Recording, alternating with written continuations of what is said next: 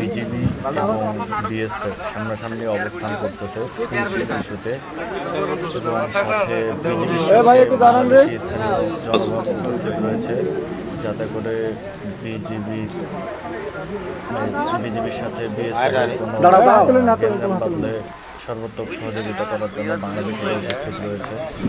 BSF আন্তর্জাতিক আইন লঙ্ঘন করে পুশিং করার চেষ্টা চালাচ্ছে বাংলাদেশে, যাদের বৈধ কোনো নিজ দেশের নাগরিকদের তারা বাংলাদেশে পুশিং করার চেষ্টা করছে।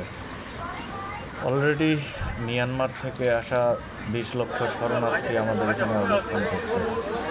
ভারত সিদ্ধান্ত নিয়েছে তারা 1 কোটি রাতে যে 10টা-11টার দিকে বজ্রপাত বৃষ্টি হয়েছিল, ওই সময়ের মধ্যে ভারত থেকে 10 থেকে 12 জন লোক বাংলাদেশে পুশ করার চেষ্টা করেছিল। আমরা ততক্ষণে জানার পরে আমরা বাংলার জনগণ একত্রিত হয়ে ভারতে আবার পুশ করে দিয়েছি।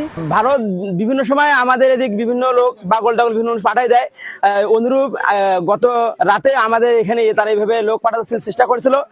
আমরা আমাদের বাংলাদেশের বিডিআর এবং সাধারণ জনগণ মিলে তারা ভারতের লোক